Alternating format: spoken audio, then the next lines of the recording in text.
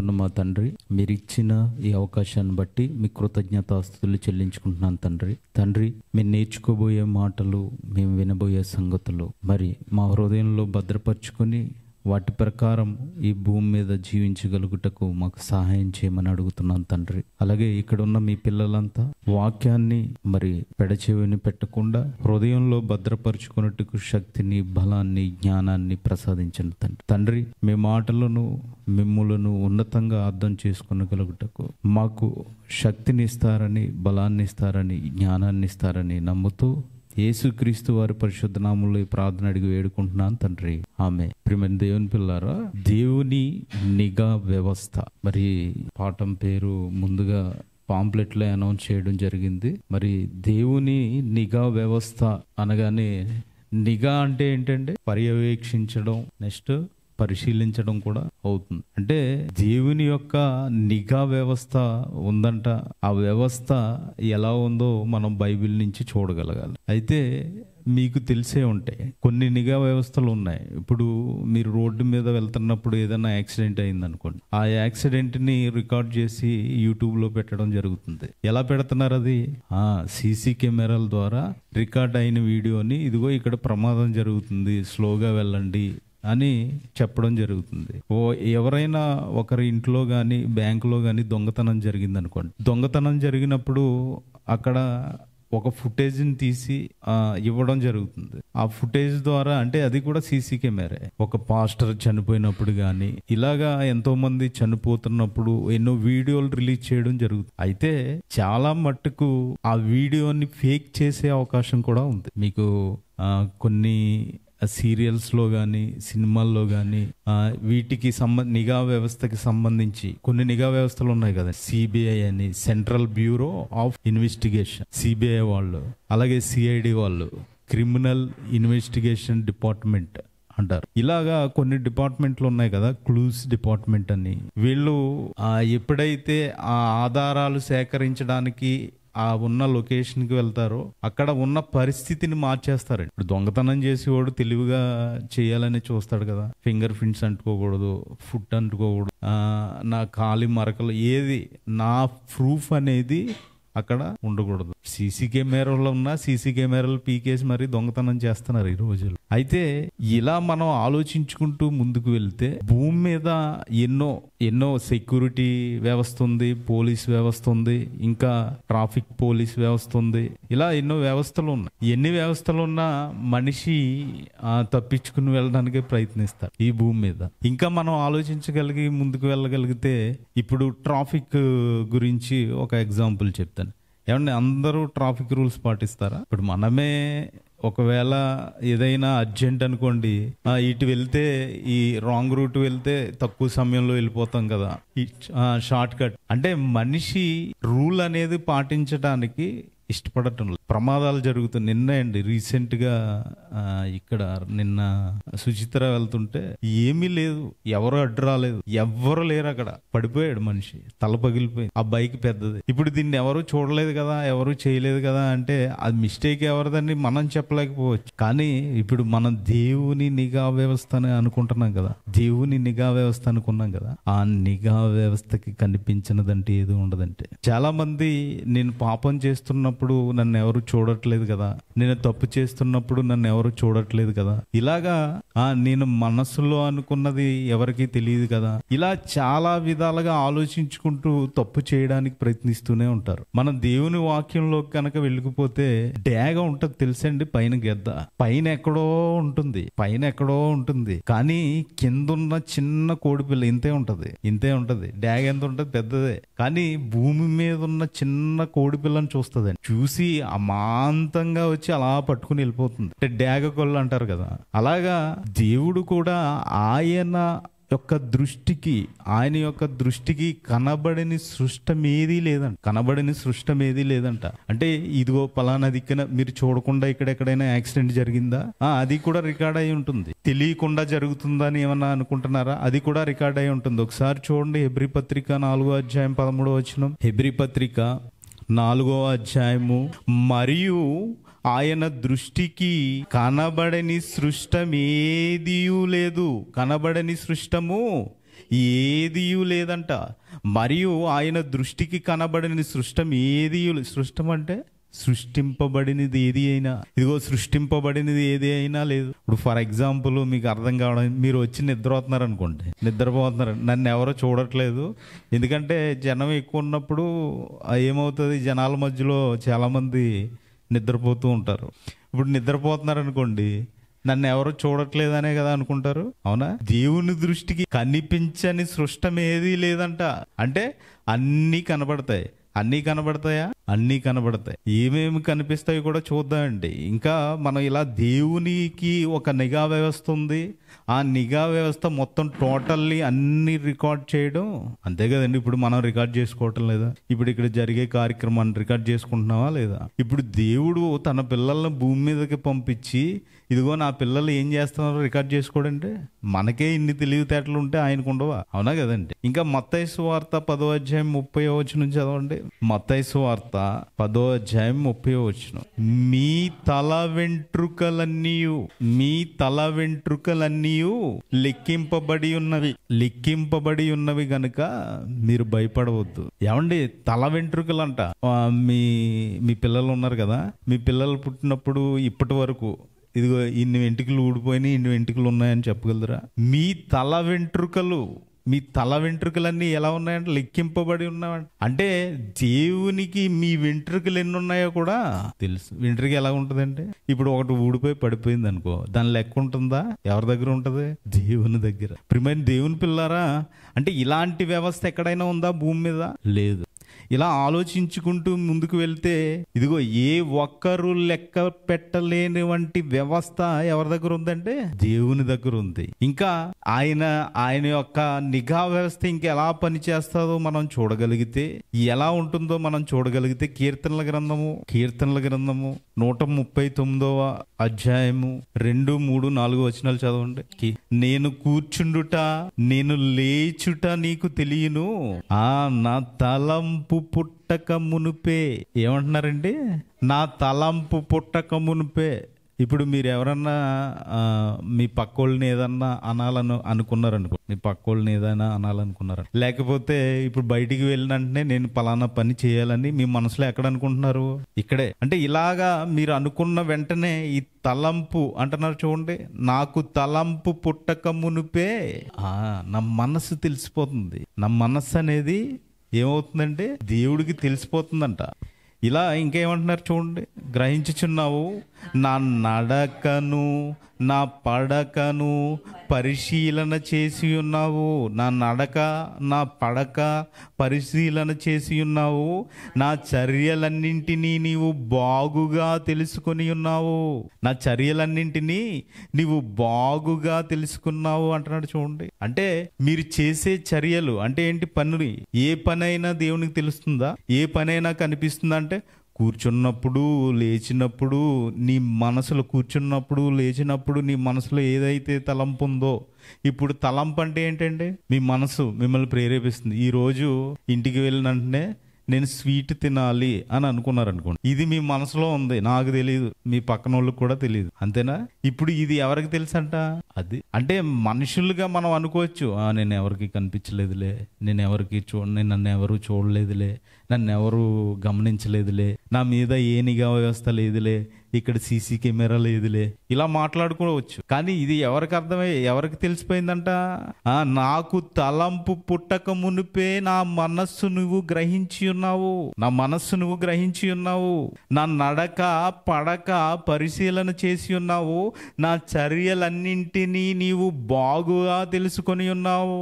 యెహోవా మాట నా నాలుకకు రాక మునిపే. ఎలా తెలిసిపోయిందంటే, మాట అనేది నేను ఇంకా మాట్లాడక మునిపే, ఇప్పుడు నేను మీకు ఏమైతే చెబుతున్నానో ఈ మాట నా నాలుకకు రాక మునిపే తెలుసా తెలియదండి. అంటే చూసారా, ఇదిగో ఈ విధంగా ఆయన వ్యవస్థ ఎలా పనిచేస్తుందంటే, మీరు అనుకోవచ్చు చేసిన తర్వాత నన్ను ఎవరూ చూడలేదులే అనుకోవచ్చు, కానీ మాట నాలుకకు రాక మునిపే అది నీకు పూర్తిగా తెలిసి ఉన్నది అంటున్నారు చూడండి. పూర్తిగా తెలిసి ఉన్నది అంటే పడక గదిలో ఏం జరుగుతుందో తెలిసిపోద్దా? నడిచేటప్పుడు నువ్వేం ఆలోచిస్తున్నావో తెలిసిపోద్దా?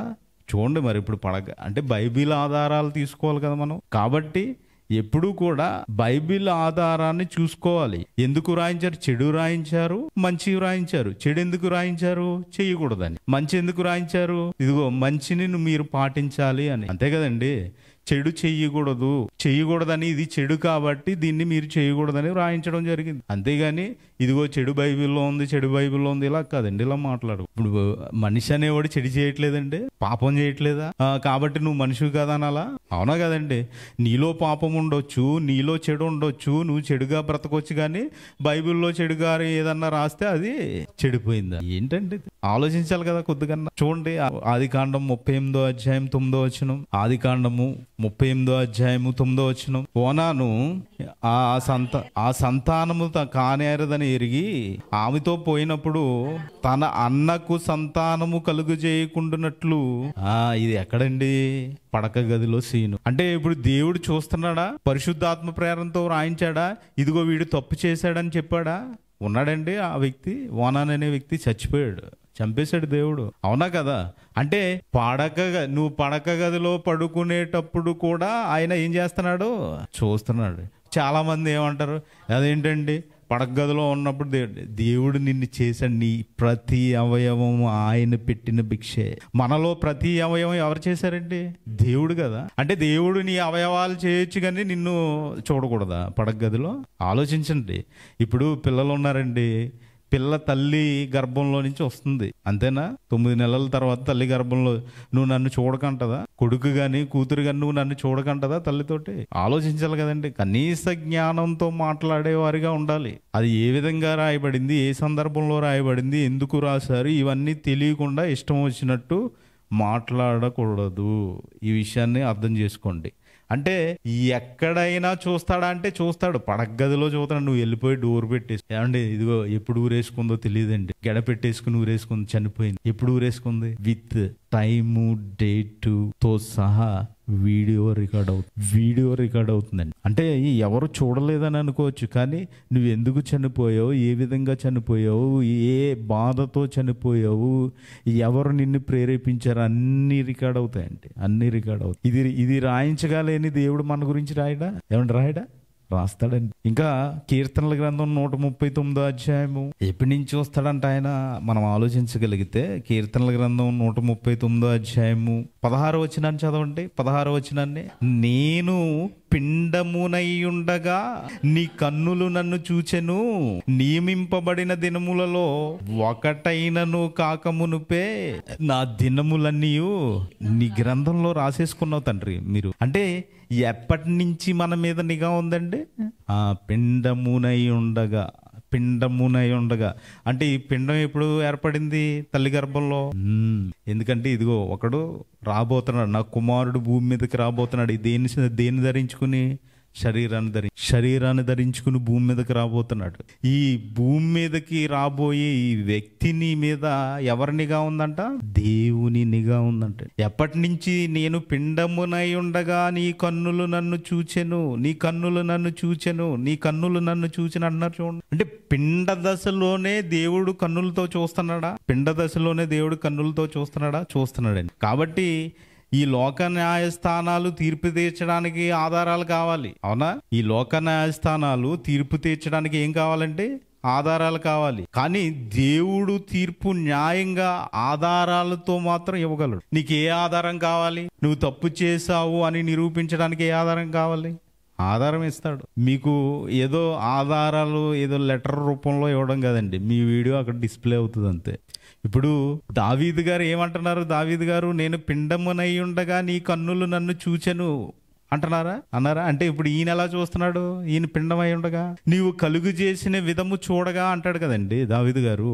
అంటే ఇప్పుడు ఈయన ఎలా దేవుడు తయారు చేస్తున్నారో అలా దేవుడు చూస్తున్నారా లేదా? దేవుడు చూపిస్తున్నాడా లేదా దావీదు గారు? ఇంకా ప్రకటన గ్రంథంలో తీయొద్దండి. ప్రకటన గ్రంథం రాసేటప్పుడు ఏమంటారంటే, ఇదిగో నీవు చూచుచున్నది పుస్తకములో రాయి. అంటే చూచుచున్నది అంటే దేవుడు చూపిస్తున్నాడా లేదా? చూపిస్తున్నాడు. ఇదిగో అప్పుడు యేసుక్రీస్తు వారు ఎలా రాజ్యాన్ని అప్పగించారు, చూపించారు. ఏలియాని, మోషేని అందరినీ చూపిస్తున్నారు. ఎక్కడ చూపిస్తున్నారండి? నువ్వు చూచుచున్నది పుస్తకంలో రాయి అంటే ఎలా చూస్తారు మీరు? అంతే కదా. అంటే మీకు ఏం చూపించబడుతుంది? వీడియో. నన్ను ఎవ్వరూ చూడట్లేదని నువ్వు అనుకుంటున్నావు, కానీ నీది టోటల్లీ రికార్డ్ అవుతుంది. అది ఎవరి దగ్గర ఉందండి? దేవుని దగ్గర ఉంది. అంటే మరి ఆయనే తీర్పు తీర్చగలడు. మనల్ని ఏ విధంగా తీర్పు తీర్చాలన్నా ఆయనే. అవునా కదండి? ఆదికాండము 16వ అధ్యాయము 5వ వచనం చూడండి. శారా అబ్రహాం గారితో డిస్కషన్ జరిగినప్పుడు 16వ అధ్యాయము 5వ వచనం, ఆదికాండం, ఓ శారాయి, అప్పుడు శారాయి నా ఉసురు, మనం కూడా అలాగే అంటాం కదండి, నా ఉసురు వీడికి తగులుతుంది, వీడి నాశనం అయిపోతాడు, వీడికి ఏంటి పుట్టగతులు ఉండవు, ఏవో ఇలాగా మనకి కోపం వచ్చినప్పుడు తిడుతూ ఉంటారు. అలాగే శారా కూడా కోపం వచ్చిందంట. ఏం కోపం అంటది? నేనే నా దాసిని నీ కౌగిటికి ఇచ్చాను, తర్వాత తాను గర్భవతినైనని తెలుసుకున్నప్పుడు నేను నీచమైపోయాను. ఎందుకంటే నా గర్భం నేను ఇంకా పిల్లల్ని కనలేదు, ఇంకా నేను కనకుండానే అది కనేసింది. నా దాసి ద్వారా నువ్వు పిల్లల్ని ఎవరితో చెప్తుందండి? చూడండి, కిందకి చదవండి. నాకును నీకును యెహోవా న్యాయము తీర్చునుగాక. ఎవరితోటండి? అబ్రాహాం తోటి. ఎవరు పంపించారు ఇంతకీ అబ్రాహాంని? నేనే నా దాసిని నీకు ఒకటికి ఇచ్చాను కదా. అంటే ఇక్కడ డిస్కషన్ ఏంటంటే, ఇదిగో నేను ఇచ్చినా గానీ నీవు వారిని ఎక్కువగా చూసుకుంటున్నావు, వాళ్ళని ఎక్కువగా ప్రేమిస్తున్నావు అన్నట్టుగా ఆ టైప్లో మాట్లాడట్లేదా శారా? అయితే చివరికి ఏమన్నదండి ఆవిడ? యెహోవాయే న్యాయము తీర్చును. అంటే మీకైనా, నాకైనా, అబ్రహాం గారికైనా, శారాకైనా, ఆగర్కైనా, ఏమండి ఎవరికైనా ఎవరు న్యాయం తీర్చాలి? యెహోవాయే న్యాయము తీర్చును అంటున్నారు. చూసారా? అంటే న్యాయము తీర్చగలిగే వ్యక్తి, న్యాయము తీర్చాలంటే ఎవరు? చివరికి దేవుడే. అవునా కదండి? న్యాయము తీర్చేది ఎవరంటే దేవుడే. ఎందుకంటే మరి అది వ్యభిచారం పట్టబడినప్పుడు స్త్రీ, మనం చాలాసార్లు మాట్లాడుకుంటాం కదా. ఆ వచనం ఒకసారి తీయండి. యోహాను సువార్త 8వ అధ్యాయం 7వ వచనం. యోహాను సువార్త 8వ అధ్యాయం 7వ వచనం. ఎవరిని? యేసుక్రీస్తు వారిని ఎలాగైనా నిందించాలి, ఎలాగైనా పట్టించాలి అనే కుట్రతోటి వారిని పట్టు వదలక ఆయన తల ఎత్తి చూసి, ఇప్పుడు పట్టుబడిపోయింది, తీసుకొచ్చేసారు స్త్రీని. తీసుకొచ్చేసి ఏం చేస్తున్నారు? ఈయన ఎలాగైనా శోధించాలని ఆ స్త్రీని ఎదుర్కొని, ఎందుకంటే వ్యభిచారం చేసుకుని స్త్రీని పట్టుకుని వచ్చేసి వీళ్ళు చేసే పని ఏంటండి? మాకు న్యాయం తీర్చండి అంటున్నారు. ఇప్పుడు వ్యభిచారం చేసే స్త్రీ అని తెలుసు, వ్యభిచారం చేస్తుందని తెలుసు ఆవిడ. వీళ్ళందరూ ఆవిడ దగ్గరికి వెళ్ళి మళ్ళీ ఆవిడని తీసుకొచ్చి ఈయనకి న్యాయం తీర్చమంటాం ఏంటి? అవసరం ఏముంది? ఇప్పుడు మీరు వేశ్య అని తెలిసిన తర్వాత ఆవిడ దగ్గరికి వెళ్ళి ఈవిడ వేశ్య కాబట్టి ఈవిని శిక్షించండి అని ఎప్పుడు చెప్తారా మీరు? అదే భార్యాభర్తల సంబంధం ఉన్నప్పుడు భార్య గాని భర్త గాని అలా చెడు తిరిగితే అప్పుడు మీరు కోర్టుని ఆశ్రయిస్తారు. ఇప్పుడు భార్య లేనివాడు అనుకోండి, వాడు ఇష్టం వచ్చినట్టు తిరుగుతున్నారు అనుకో, మీరు ఎవరన్నా పట్టించుకుంటారా? పట్టించుకో. అదే ఒక స్త్రీ ఎవరో లేని దానిగా వేశ్య కింద తిరుగుతుంది అనుకో, మీరు ఏమన్నా ఆమె దగ్గరికి వెళ్ళి మాట్లాడగలరా? నా ఇష్టం అంటది. ఆవిడ దగ్గరికి వెళ్ళి ఏంటమ్మా ఈ పని అన్నారనుకో, నా ఇష్టం, నాకు నువ్వు పెడతావా అన్నావు, నువ్వు నన్ను పోషించగలదువా? ఇలాగే కదండి అడుగుతారు. ఓకేనా? ఇలా ఉన్నప్పుడు ఇక్కడ ఏం జరుగుతుందో చూడండి, చదవండి. వారు ఆయనను పట్టు వదలక అడుగుచుండగా ఆయన తల ఎత్తి చూచాడంట. మీలో పాపము లేనివాడు మొట్టమొదట రాయివై. ఓకే, అప్పుడున్న ఆచారం ప్రకారం వ్యభిచారం చేసే వాళ్ళని రాళ్ళతో కొట్టి చంపేసేవారు. అయితే ఇప్పుడు ఆమె వ్యభిచారం చేసింది, రాళ్ళతో కొట్టి చంపేయాలి. అలాగని ఇక్కడ తీసుకొచ్చి న్యాయం తీర్చమని అడుగుతున్నారు. ఎవరిని? యేసుక్రీస్తు వారిని. ఇప్పుడు ఏమన్నాడు ఈయన? పాపం చేయకపోతే రాయి. ఇప్పుడు ఈయనకి వాళ్ళు ఏం చేశారో అన్ని తెలుసు ఈయనకి. మనకైతే తెలియదు అనుకోండి. నా మనసులో ఉన్నది మీకు ఏమైనా తెలుసా? నేను ఎన్ని పాపాలు చేశాను తెలుసా మీకు? పోనీ మీరు ఎన్ని చేశారో నాకు తెలుసా? ఎవరికి తెలియదు. మనం అందరం ఏంటి, పాప క్షమాపణ నిమిత్తం బాప్తిస్మం పొంది క్రైస్తవులుగా ఇదిగో ఇలా కూడుకుంటున్నాం. అయితే ఇక్కడ యేసుక్రీస్తు వారికి తెలుసు, అక్కడ చిన్నవారు కూడా ఉన్నారంట. చదవండి, కంటిన్యూ చేయండి. మరలా వంగి నేల మీద వ్రాయిచుండెను, వారు ఆ మాట విని పెద్దవారు మొదలుకొని చిన్నవారి వరకు. చిన్నవారు కూడా ఉన్నారా? ఏం పని చిన్నవారికి అక్కడ? పెద్దవారు మొదలుకొని చిన్నవారి వరకు ఒకని వెంట ఒకడు బయటికి వెళ్ళిపోయిరి. యేసు అక్కడే మిగిలాడు. అందుకనే ఆయన అన్నాడు, నాలో పాపం ఉందని మీరు ఎవరైనా రుజువు చేస్తారా? ఆలోచించండి ప్రియులారా. అంటే ఇదిగో ఎవరైతే పాపములు చేయలేదో, ఎవరైతే పాపము లేని వారు ఉన్నారో వాళ్ళే న్యాయం తీర్చాలి. అంతేనా? ఇప్పుడు న్యాయమూర్తుల్ని తీసుకుందాం. న్యాయమూర్తులు పాపం చేయకపోతే ఒకరికి పాపం, ఒకరికి న్యాయం తీర్చాలి. అంతే కదా. శిక్ష వేయాలంటే అతనికి ఏం ఉండకూడదు? పాపం ఉండకూడదు. ఇప్పుడు నేను మిమ్మల్ని శిక్షించాలంటే నాలో పాపం ఉండకూడదు. మిమ్మల్ని పరిశుద్ధంగా ఉండాలి అన్నానంటే నేను పరిశుద్ధంగా. ఇప్పుడు మీరు మందు తాగకూడదు అని ప్రతి ఆదివారం చెప్పి నేను సాయంత్రం వెళ్ళి తాగేస్తున్నాను. ఏమంటే మీరు సిగరెట్ తాగకూడదు అని చెప్పి నేను మీ ఎదురుగుండా సాయంత్రం అక్కడ సిగరెట్ తాగేస్తున్నాను అనుకోండి. ఏంటిది? అవునా? అర్థం చేసుకోండి. ఎందుకంటే నేను చేయకుండా మీకు చెప్పాలి, నేను చేయకపోతే మిమ్మల్ని శిక్షించాలి, నేను పరిశుద్ధంగా ఉంటే మిమ్మల్ని పరిశుద్ధంగా ఉండమని చెప్పాలి. ఇదేంటి పద్ధతి. ఒక అతను 90 అయితేనే కానీ వాకింగ్ చెప్పడు. అన్న తెలుసా మీకు? 90 అంటే మందండి. ఇలా ఉన్నారు జనం. వెనకాలకి వెళ్ళి మైకి ఇచ్చి ముందర ఏం చేస్తాడంటే స్టేజ్ వెనక్కి వెళ్ళి తాగేసి వచ్చి అప్పుడు నిలబడతాడు ఇలా స్టేజ్. అప్పుడే ఆయనకి స్టెబిలిటీ ఉంటది, లేకపోతే ఉండదు. చేయిలు ఉనికిపోతా ఉంటాయి. ఇలాంటి క్యారెక్టర్లు కూడా ఉన్నాయి. కాబట్టి ఇలా ఉండకూడదు. దేవుని దగ్గరికి వచ్చాక మనం మారిపోవాలి. కానీ మనం చేయవలసిన పని ఏంటంటే తీర్పు తీర్చకూడదు. ఇదో వీడు నాశనం అయిపోవాలి, వీడు మట్టి కరిసి చచ్చిపోతాడు, ఏదో ఏముంటాయి కదా. అలా తీర్పు తీర్చకూడదు. ఎందుకంటే తీర్పు తీర్చేది ఎవరు? చూడండి, మత్తయి సువార్త 7వ అధ్యాయం 1వ వచనం. మీరు తీర్పు తీర్చకుడి, అప్పుడు మిమ్మల్ని గూర్చి తీర్పు తీర్చబడదు. మీరు తీర్పు తీర్చకూడదు. ఎవరికి విడిచిపెట్టాలి? దేవునికి. అలాగని తీర్పు తీర్చకూడదని అర్థం కాని వాళ్ళకి వాక్యం చెప్పొద్దని కాదండి. మళ్ళీ ఇక్కడ ఏమంటారంటే వాళ్ళకి అర్థం అవ్వలేదు కదా, వాళ్ళని వదిలేయచ్చు. ఇలా కాదు. మీరు తీర్పు తీర్చకూడదు, వాళ్ళని శపించకూడదు. మీరు వాక్యం చెప్పాలి అర్థమయ్యేలాగా. ఏమంటే మీరు అపార్థం చేసుకుంటున్నారు, మీరు ఈ విషయంలో అపార్థం చేసుకుంటున్నారు, ఇది బాగా చదువుకోండి, ఇది బాగా నేర్చుకోండి, ఇలా చెప్పాలి. అంతేగాని నువ్వు నాశనం అయిపోతావు వాక్యం రాకపోతే అన్నారనుకోండి, నువ్వు తాగుబోతువి.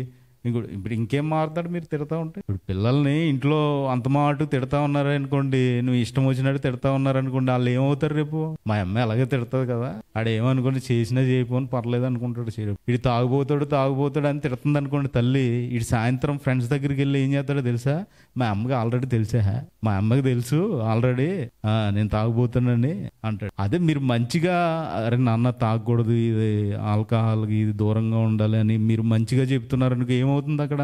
మా అమ్మ తిడుతుంది, నేను ఒకవేళ దీన్ని తీసుకుని వెళ్తే మా అమ్మకి పసిగట్టేద్ది, ఇలా భయం ఉంటుందండి. రీసెంట్ గా నీళ్లతో మాట్లాడారంట. నీళ్లతో మీకు ఆల్రెడీ న్యూస్ లో ఉంటుంది చూడండి. ఒక గ్లాసులో నీళ్ళతోటి ఒక గదిలో పెట్టి ఇంకో గ్లాస్ నీళ్లు ఇంకొక గదిలో పెట్టి ఈ నీళ్ళని తిడతా ఉన్నాడంట. రోజు పదార్థానికి జ్ఞాపక శక్తి ఉన్నదా అనే పాఠం ఉంది, మనకు తెలుసా? ఆ పాఠం మీకు గుర్తుంటే ఇది అర్థం అవుతుంది. ఈ నీళ్ళతోటేమో మంచిగా ప్రేమగా మాట్లాడాడు. ఈ నీటిలో చివరికి మంచి బ్యాక్టీరియా వచ్చిందంట, ఈ నీటిలోనేమో చెడు బ్యాక్టీరియా వచ్చేసిందంట. అర్థమైందండి మీకు? అంటే పదార్థానికి జ్ఞాపక శక్తి ఉంది. ఆ పదార్థం వింటుంది ఏమని, వీడు నన్ను తిడుతున్నాడు, వీడు నన్ను ప్రతిరోజు ఏదో ఒకటి అంటున్నాడు, నేను వీడికి ఉపయోగపడకూడదు. ఈ పదార్థంతో ఏం చేస్తున్నాడు? రోజు మంచిగా మాట్లాడుతున్నాడు.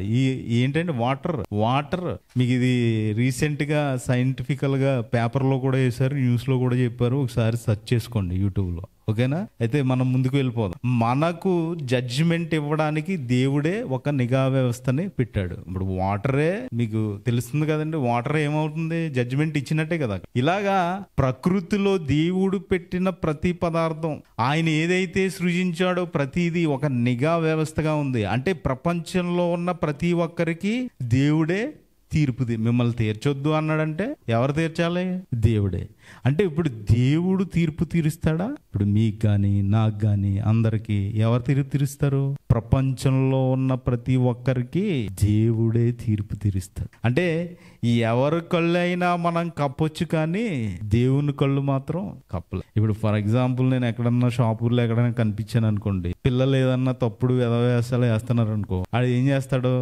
రే వెంకటని ఉన్నాడు అక్కడ అని దాక్కోవడం ఏదో చేస్తారు. నా కళ్ళు కప్పారు. ఎవరి కళ్ళు కప్పలేదు?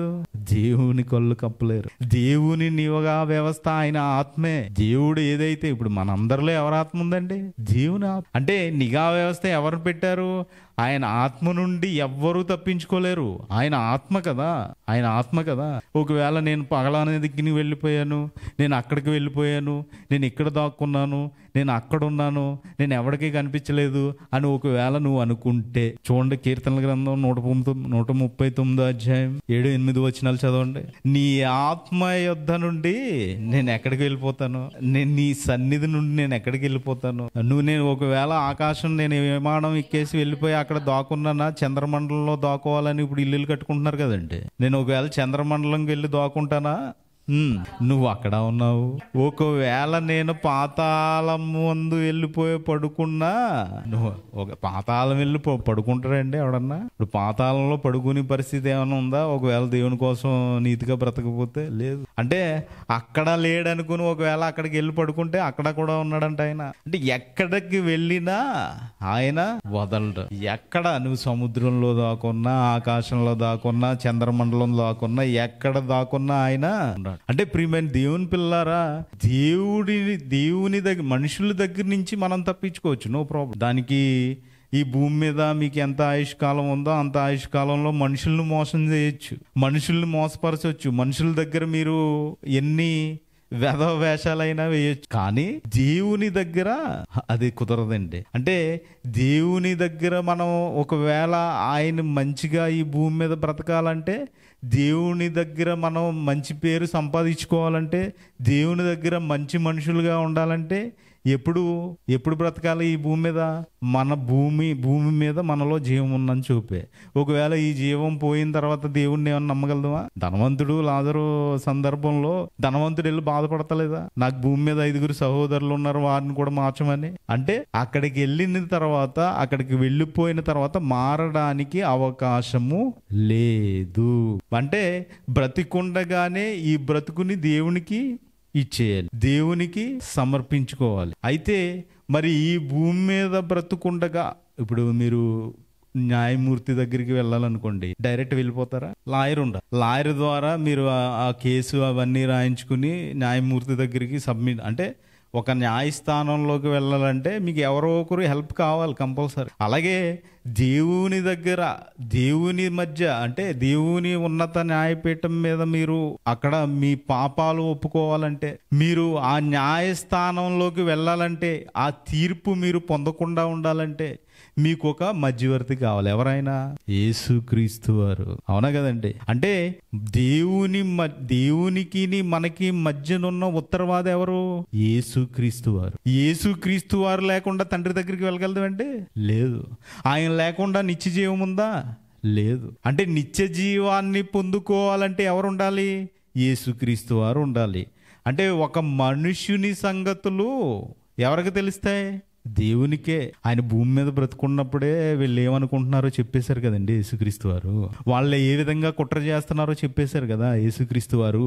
అంటే ఇలాంటివి, అంటే మీరు ఏం పాపం చేశారో నాకు తెలీదు, నేను ఏం పాపం చేశానో మీకు తెలీదు. నా పాపాలు నాకే తెలుస్తాయి. ఎవరికే? నా ఆత్మకు తెలుస్తాయి. అంటే ఈ ఆత్మను కాపాడేది ఎవరు? ఈ ఆత్మ ఎవరి దగ్గరికి వెళ్ళి సాక్ష్యం చెప్తుంది? దేవుని దగ్గర. అంటే మరి ఈ ఆత్మ దేవుని దగ్గరికి వెళ్ళాలంటే యేసుక్రీస్తు వారు కావాలి, ఆయన రక్తం కావాలి. అవునా కదండి? మీలో ఉన్న మీ ఆత్మకు తెలిసిన పాపం. ఎందుకంటే ఆత్మ మనకు తెలియదు, నాకు తెలియదు, మీకు తెలియదు నా గురించి. ఎవరికి తెలిస్తే? మన ఆత్మ సంగతులు ఆత్మకే తెలుస్తాయి. చూడండి కొరింథీయులకు రాసిన పత్రిక 2వ అధ్యాయం, 1 కొరింథీ 2వ అధ్యాయం 11వ వచనం. మనకైతే ఆ దేవుడు తన ఆత్మ వలన బయలుపరిచేశాడు. ఆ ఆత్మ అన్నింటినీ, దేవుని మర్మములను కూడా పరిశోధించుచున్నాడు. ఒక మనుష్యుని సంగతులు అతనిలోనున్న మనుష్యాత్మకే గాని మనుషుల్లో మరి ఎవరికీ తెలియదు. దేవుని సంగతులు దేవుని ఆత్మకే గాని మరి ఎవరికి తెలియదు. అంటే ప్రియమైన దేవుని పిల్లారా, మన పాపాన్ని ఒప్పుకోపోతే దేవుడు మన మీద సాక్ష్యం పలుకుతాడు, అంతే కదా. ఒకవేళ నేను పాపం చేశాను అని ఒప్పుకోకపోతే సాక్ష్యం ఎవరు చెప్తారు? మనిషి ఆత్మే, మనలో ఆత్మను పెట్టాడు కదా, ఆత్మే సాక్షి అయిపోతుంది రేపు పొద్దున్న. ఇప్పుడు వరకు ఈ పదార్థం అని మనం చాలా సార్లు చెప్పుకున్నాం, నీళ్ళు అని చెప్పుకున్నాం, ఇంకా దుమ్ము మన కాళ్ళకున్న దుమ్ము సాక్షిగా ఉంటుందని చెప్పుకున్నాం, అవునా కదా. అంటే ఇక మీలో ఉన్న ఆత్మ ఏదైతే దేవుడు అనుగ్రహించాడో ఆ ఆత్మ కూడా సాక్షి. బ్లాక్ బాక్స్ అని ఉంటుంది కదా, విమానం ప్రమాదం జరిగినప్పుడు ఆ బ్లాక్ బాక్స్ ని తీసుకుని అబ్జర్వ్ చేస్తారు. ఏంటి ప్రమాదం ఎలా జరిగింది, ప్రమాదం జరుగుతున్నప్పుడు ఎవరెవరు కేకలు వేశారు, ప్రమాదం జరుగుతున్నప్పుడు ఎవరెవరు ఆ ప్రమాదాన్ని జరుగుతున్నప్పుడు దాన్ని ఏదైతే మాట్లాడారో ఆ మాటలన్నీ రికార్డ్ అవుతాయి అన్నమాట. ఆ రికార్డ్ అయిన దాన్ని ప్రమాదం ఇలా జరిగిందా అని చెప్తారు. ఇప్పుడు మీలో ఉన్న ఆత్మ ఇచ్చాడు కదా, మీకు ఆత్మని ఇచ్చాడు కదా, శరీరంతో బ్రతకమని నేనే అనుకుంటున్నాం కదా, మీకు మీరే సాక్ష్యం చెప్తారు. ఎందుకంటే ఎవరికి తెలుసు మీ పాపం, ఎవరికి తెలుసు మీలో ఉన్న సంగతులు. ఇదిగో నేను ఈ రోజు చాక్లెట్ తినాలనుకుంటున్నాను, ఎవరికి తెలుసు? అది మీకే తెలుసు, నాకు తెలియదు కదండి. మీరు ఏదైనా ఒక వస్తువుని కొనాలనుకుంటున్నారు, ఎవరికి తెలుసు? అది మీకే తెలుసు, నాకు తెలియదు. ఇలాగా మీ మనసులో ఉన్నాయి, మీకే తెలుస్తూ ఉంటాయి. కాబట్టి దీని అన్నింటికి కారణం ఎవరు ఇస్తారంటే మీరే. ఇవన్నీ పోవాలంటే ఎవరు కావాలి? ఈ పాపం తీసివేయాలంటే ఎవరు కావాలి? యేసుక్రీస్తు వారి రక్తం ఈ భూమి మీద కావాలి, యేసుక్రీస్తు వారు కావాలి. అంటే ప్రియమైన దేవుని పిల్లారా, మీ మీద సాక్ష్యం మీరే చెప్పుకుంటారా? అవునా కదా. ఒకవేళ మీరు అలాగే మారకుండా నా ఇష్టం వచ్చినట్టు నేను బ్రతుకుతానంటే సాక్షులు ఎవరు? మీరే. ఎవరు పాపం చేశారో వారే ఒప్పుకోలు కలగాలి, అంతే కదండి. ఇప్పుడు దేవుడి దగ్గరికి వెళ్ళి ఎవరు చెప్తారు? నేనే చేశాను. అదే ఈ భూమి మీద ఉండగా ఒప్పేసుకున్నారనుకుంటే, ఈ భూమి మీద ఉండగా మీరు దేవుని యొక్క అనుగ్రహం పొంది, దేవుణ్ణి ఇష్టపడి, దేవుణ్ణి ప్రేమించి, యేసుక్రీస్తు వారి ద్వారా ఇదిగో ఆయన్ని ప్రేమిస్తూ ఆయన అడుగుజాడల్లో నడుస్తున్నారనుకోండి, యేసుక్రీస్తు ద్వారా పాప క్షమాపణ, అంతే కదండి. ఇప్పుడు మన పాపాలు క్షమించబడాలి, మన పాపాలు పోవాలంటే ఎవరి రక్తం కావాలి? యేసుక్రీస్తు వారు.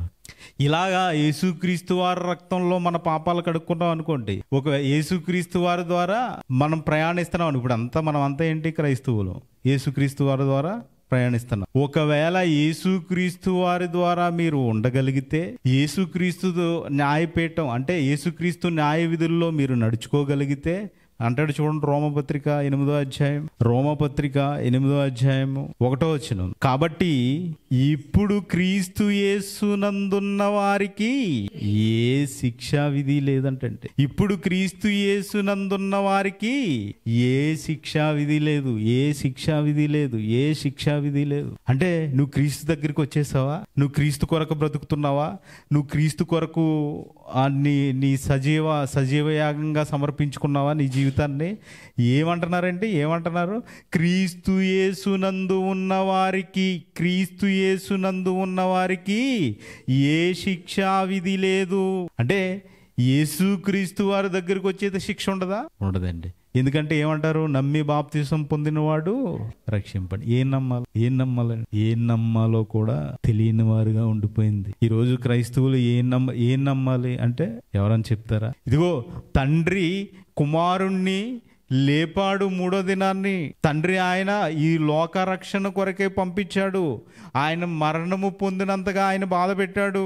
తండ్రి శిక్షించాడు కుమారుణ్ణి. ఎవరి కోసం?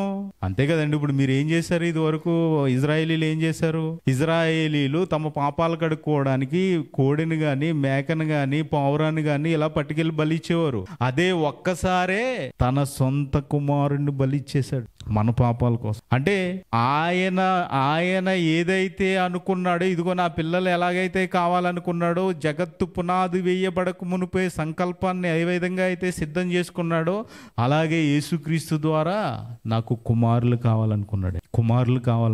అంటే మన పాపాలు ఒప్పుకోవాలి. ఎప్పుడు? చనిపోయిన తర్వాత, బ్రతుకుండగా. ఎప్పుడైతే మీరు బ్రతుకుండా ఈ క్రీస్తునందు అంటాడు చూడండి, క్రీస్తు యేసునందు ఉన్న వారికి ఏ శిక్షా విధి లేదు. ఎప్పుడు? చనిపోయిన తర్వాత, భూమి నాశనం అయిపోయిన తర్వాత కాదండి. చాలా మంది ఏం చెప్తున్నారంటే భూమి నాశనం అయిపోయిన తర్వాత క్రీస్తునందు ఎవరు ఉంటే వాళ్ళు రక్షింపబడతారా. భూమి నాశనం అయిపోతే మనం ఉంటామండి? నక్షత్రాలు ఉంటాయా? సూర్యచంద్రులు ఉంటారా? ఏమీ ఉండవే. ఏమీ ఉండనప్పుడు ఇదిగో ఎప్పుడో జరుగుతుందని, ఇప్పుడే నీ జీవితం ఉంది కదా, నీ ఆయుష్ ఉంది కదా, 60 సంవత్సరాల, 70 సంవత్సరాల, 20 సంవత్సరాల, 30 సంవత్సరాల, 15 ఎన్ని సంవత్సరాలు అయితే ఇదిగో నీకు దేవుడు ఇచ్చాడో ఆ ఆయుష్ కాలంలోనే నువ్వేం చేయాలి? క్రీస్తునందు ఉండాలి. క్రీస్తునందు ఉండాలి అంటే మీ పాపం ఏమండి, పాపం చేయని వారు ఎవరైనా ఉన్నారా? పాపం చేయని వారు ఎవరైనా ఉన్నారా? ఎవరు లేరండి. అందరూ పాపం చేశారు. అందరూ పాపం చేశారు.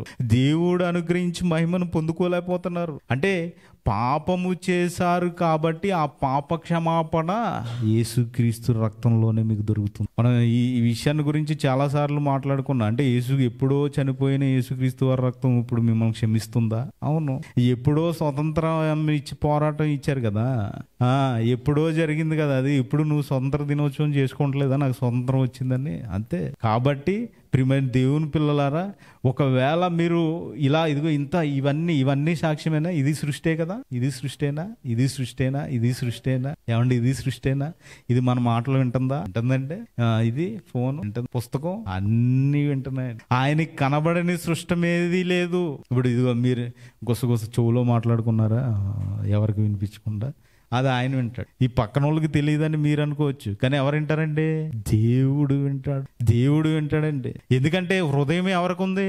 హృదయం ఎవరికి ఉందంటే హృదయం ఎవరికి ఉంది? శరీరానికా ఆత్మకా? ఇప్పుడు నా హృదయం చాలా నిప్పుగా ఉందంటారు. ఏంటది? మనసు చాలా బాధ కలిగింది అంటారు. ఎక్కడ? శరీరానిక ఆత్మక? చూస్తారా మాట? ఆదికాండం 6వ అధ్యాయం 6వ వచనం. ఆదికాండము 6వ అధ్యాయం 6వ వచనం. తాను భూమి మీద నరులను చేసినందుకు యెహోవా సంతాపము నొంది తన హృదయములో నొచ్చుకునెను. తన హృదయములో నొచ్చుకునెను అంటే దేవుడు ఎలా ఉన్నాడండి? ఆత్మ గనుక.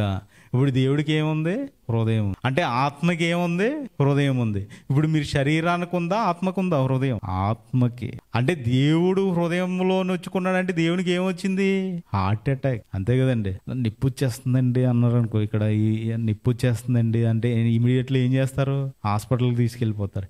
ఈయనకి హార్ట్ స్ట్రోక్ వచ్చిందండి, ఇమీడియట్లుగా ఏమేయాలంటారండి? స్టంట్స్, లేదంటే ఆపరేషన్, లేదంటే ఇదిగో 50,000 రూపాయలు పెట్టి ఇంజెక్షన్ చేయాలి అంటారా? అనరండి. అంటే ఈ విధంగా ఎందుకు జరుగుతుంది? ఆయన హృదయములో నొచ్చుకున్నాడంటే ఆత్మకు సంబంధించింది, అది శరీరానికి సంబంధించింది కాదు. ఇది ఎందుకు నొప్పి వస్తుంది అంటే మన ఇష్టం వచ్చినట్టు తినేసి చికెన్ మటన్ కొలెస్ట్రాల్ ఎక్కువ పెంచుకుంటే ఆ కొలెస్ట్రాల్ ఎక్కువ పెంచుకుని ఆ నరాల్లో కొవ్వు పేరుకుపోయి రక్తం ప్రసరించే నరాలు ఉంటాయి కదండి, ఆ నరాలు కుచ్చుకుపోతాయి. ఇలా ఉండి ఇలా సన్నంగా అయిపోతాయి అనమాట. అది ప్రెజర్ ఎక్కువయ్యి హార్ట్ అటాక్ వచ్చే అవకాశం. అంతేగాని ఇది మనసు కాదు, ఇది శరీరానికి సంబంధించింది. మనస్సు అంటే ఏది? మీరు ఇదిగో ఎన్ని ఆరోగ్యం బాగున్నా నాకు మనశ్శాంతి లేదండి అంటారు చూసారా? అది ఆత్మ. అంటే ఆత్మకు మనశ్శాంతి కావాలంటే దేవుడి దగ్గరికి రా. ఆత్మ శుద్ధిపరుచుకోవాలంటే దేవుని వాక్యం దగ్గరికి రావాలి. ఆత్మకు మీకు ఆరోగ్యం కావాలంటే దేవుని మాటల దగ్గరికి రా. ప్రియమైన దేవుని పిల్లారా, శరీరాన్ని ఎలాగైతే ప్రేమిస్తారో ఆత్మను కూడా మిమ్మల్ని మీరు ప్రేమించుకోవాలి. ఎప్పుడైతే మిమ్మల్ని మీరు ప్రేమించుకుంటున్నారో ఇదిగో వాక్యంలో ఎదుగుతారు, వాక్యం బలంగా వింటారు, వాక్యాన్ని అర్థం చేసుకుంటారు. లేదు నేను నా ఇష్టం ఎలా పడితే అలా ఉంటాను అన్నారు అనుకోండి. హెబ్రీ పత్రిక 10వ అధ్యాయం 31వ వచనం. హెబ్రీ పత్రిక 10వ అధ్యాయం 31వ వచనం.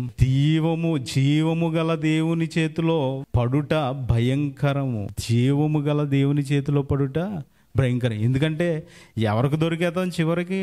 ఈ భూమి మీద ఎంతమంది దగ్గర తప్పించుకున్నా, చంద్రమండలంలోకి వెళ్ళిపోయినా, పాతాళంలోకి వెళ్ళిపోయినా చివరికి ఎవరికి దొరికేతామండి? దేవునికి. అంటే ఇప్పుడు మనం ఎవరికి దొరకకూడదు? దేవునికి దొరకకూడదు. అంటే మనలో ఏముండకూడదు? పాపం ఉండకూడదు. దేవునికి దొరకకూడదు అంటే ఒకటేనండి, మీకు బండ గుర్తేంటి? నేను పాపం చేయకూడదు. ఏంటి పాపానికి కారణాలు? అబద్ధం, దొంగతనం, వ్యభిచారం, ఇవన్నీ మీరు ఆజ్ఞలన్నీ పాటించేవారుగా ఉండాలి. ఇవన్నీ ఎప్పుడైతే పాటిస్తున్నారో అప్పుడు మీరు దేవుని చేతిలో పడరు. దేవుడు తీసుకుంటాడు, కూర్చోబెట్టుకుంటాడు. అంతే కదా, యేసుక్రీస్తు వారిని ఎలా అయితే స్వీకరించాడో మిమ్మల్ని కూడా అలా స్వీకరిస్తాడు. అదే చేతిలో పడిపోయారు అనుకోండి, అరి చేతిలోనే చెక్కున్నాడు మిమ్మల్ని. అవునా? ఆయన చెక్కుకున్న మిమ్మల్ని ఇలా నలిపేస్తాడు అంతే. నా మాట వినట్లేదు. ఇప్పుడు ఏం చేస్తారు మీరు?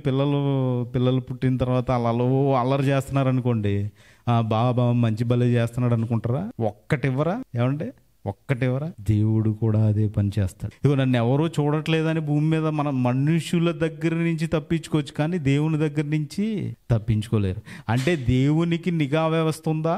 ఉంది. ఏది? మీరేనండి. మీలో ఉన్న ఆత్మే ఆయన నిఘా వ్యవస్థ. అంతే కదండి. దేవుడే ఆత్మను పెట్టాడు. దేవునిదే ఆ ఆత్మ. ఆయన ఇష్టం. ఆ ఆత్మని ఏమైనా చేసుకుంటాడు. ఇది ఆత్మ సరిగ్గా బ్రతుకుతా లేదా, నువ్వు చేసావా, ఇదిగో ఈ వీడియో నీదేనా అని అడుగుతాడు. నాదే. సాక్ష్యం దొరికేసింది కదా, పో. అంటే మీరేనా సాక్షులు? మీరేనా సాక్ష్యం? అంటే మీరే. మీలో ఉన్న ఆత్మే. ఇదిగో ఇవే కాదండి, అన్ని రికార్డ్ చేస్తున్నాయి. ఇదిగో రికార్డింగ్. ఇప్పుడు అందులో చిప్ ఉంటుంది, మెమొరీ కార్డు ఉంటుంది. మెమొరీ కార్డు ఎక్కడి నుంచి తీయబడుతుంది? ఇసుకని. అంటే ఈ సిలికాన్ అది వచ్చే పదార్థం ఎక్కడి నుంచి? ఇసుకలో నుంచి. అంటే భూమిలో నుంచే. అంటే ఈ భూమి రికార్డ్ చేయగలుగుతుందా? ఇప్పుడు దీన్ని ఇసుక లేకుండా కడతారండి దీన్ని? పోనీ మీ కాళ్ళకి ఇసుక లేకుండా, ఇసుక అంటుకోకుండా ఎప్పుడన్నా నడవగలుగుతారా? ఈ భూమి ఎక్కడో దిక్కున నడవాలి. ఇంకా ఇప్పుడు రీసెంట్ గా ఏంటంటే మీరు ఆరోగ్యంగా ఉండాలంటే ఎక్కడ నడవాలి? ఇసుక మీద నడవండి, రాళ్ల మీద, ఇసుక మీద నడవండి. అంటే మీకు ఎవరి సాక్ష్యం మిమ్మల్ని రికార్డ్ చేస్తాయి. కాబట్టి మనము ఇదిగో దేవుని నిఘా వ్యవస్థ ఉందని తెలుసుకుని ఆయన చేతిలో పడిపోకుండా మనం దేవుడు స్వీకరించేవారిగా బ్రతకాలని నిర్ణయం మీకే. తీర్పు మాత్రం ఆ దేవునిదే. కాబట్టి అందరూ కళ్ళు మూసుకోండి. దేవునికి ఇష్టానుసారంగా బ్రతకాలని కళ్ళు మూసుకోండి. ప్రార్థన. పరలోకమందున్న మా తండ్రి, మీరు ఇచ్చిన ఈ అవకాశాన్ని బట్టి మీ కృతజ్ఞతాస్తుతులు చెల్లించుకుంటున్నాను తండ్రి. ఇదిగో భూమి మీద నిఘా వ్యవస్థ ఉందని, మరి మీ చేతిలో పడుట భయంకరం అని మీ లేఖనాల ద్వారా సెలవిచ్చారు తండ్రి. మరి ఆ నిఘా వ్యవస్థ నుంచి మీ చేతిలో పడకుండా పాపులుగా మిగిలిపోయి మీ చేతిలో మరి నలిగిపోకుండా మీరు కోరుకునే వారిగా, మీరు చెప్పినట్టు బ్రతికేవారిగా మీ చెంతకు చేరే అవకాశాన్ని మాకు కల్పిస్తారని యేసుక్రీస్తు వారి పరిశుద్ధ నామంలో ఈ ప్రార్థన అడిగి వేడుకుంటున్నాను తండ్రి. ఆమేన్. అందరికీ వందనాలండి.